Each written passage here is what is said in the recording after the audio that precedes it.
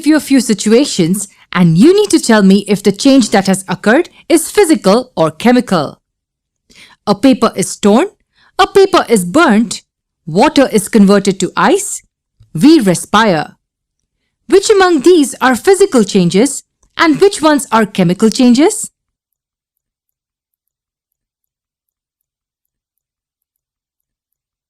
To differentiate, we first need to know what physical and chemical changes mean. A physical change is a process in which the substance experiences change in its physical properties like shape, size, appearance, or state. There's no change in the internal structure or molecular composition.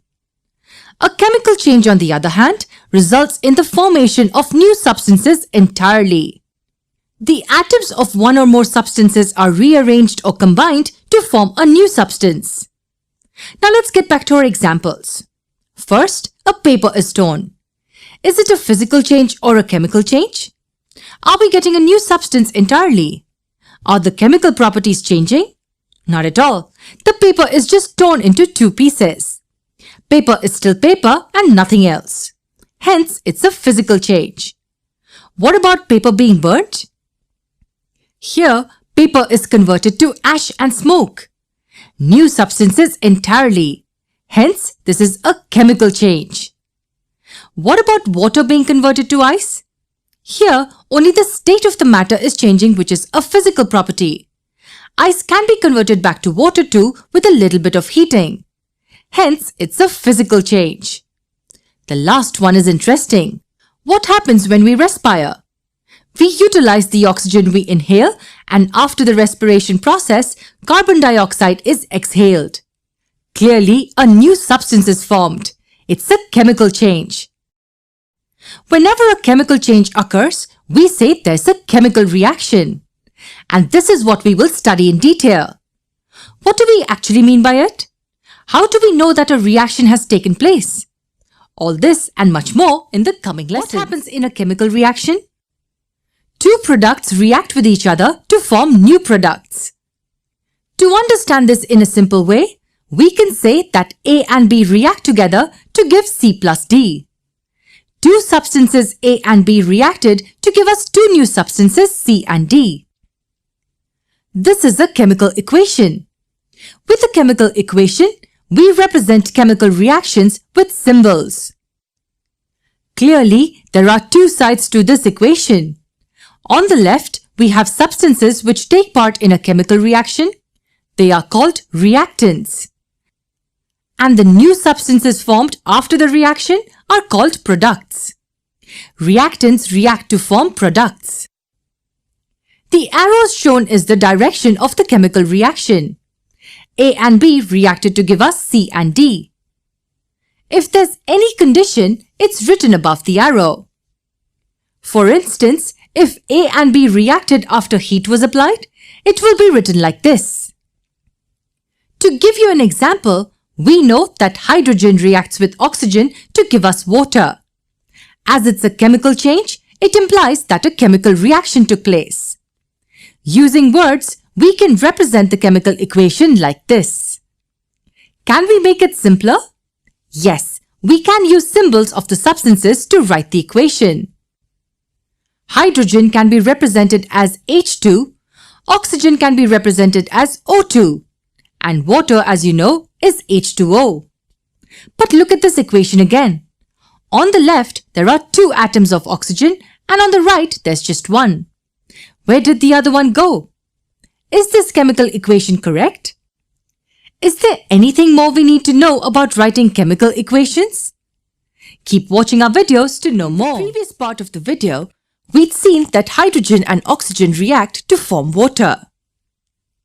Let's talk about another chemical equation. Zinc reacts with sulfuric acid to give us zinc sulfate and hydrogen. Do you notice something interesting about these two equations? Okay, let's draw a table under the first equation. In the first column, we write the symbol of the elements that are involved in the equation. Then in the second column, we write the number of atoms in the reactants. And in the third, we write the number of atoms in the products.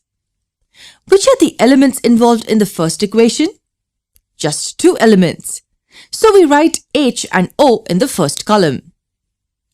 Now for each of these elements, we need to find the number of atoms on the reactants side.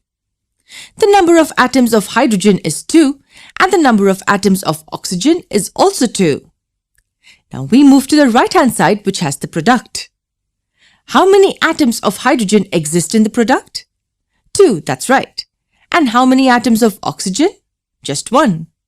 For each element, we look at the numbers written in the second and the third column. For hydrogen, we see that the number of atoms on each side is equal. But for oxygen, we see that the number of atoms on the left is 2 and that on the right is just 1. Do you know what we call such an equation? Yes, unbalanced equation. If the number of atoms of each element on the reactant side is not equal to the number of atoms of the respective elements on the product side, then we say that the equation is unbalanced. Now, can you make a similar table for the equation on the right? Can you fill in the values in these cells?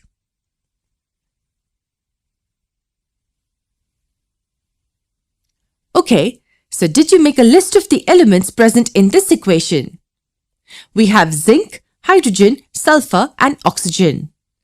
On the left, the number of atoms of zinc is 1 and that on the right is also 1. And similarly, we find out the remaining cells of these 3 elements. What do you observe? You notice that for each element, the number of atoms on the reactant side is equal to the number of atoms on the product side. And note my words. It's true for each of the elements involved in the equation. We call such a chemical equation a balanced equation. Now you know the difference between balanced and unbalanced chemical equations. But why is the unbalanced equation called so? Do you remember the law of conservation of mass?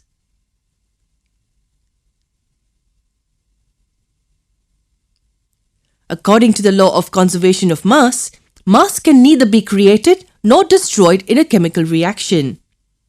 So the total mass of elements present in the reactants must be equal to the total mass of elements in the products. In layman terms, the number of atoms of each element must be the same before and after the chemical reaction. Hence we say that the first chemical equation is unbalanced. Can we balance this equation though? Yes, we can balance an unbalanced chemical equation. How can we do that? We will see that next.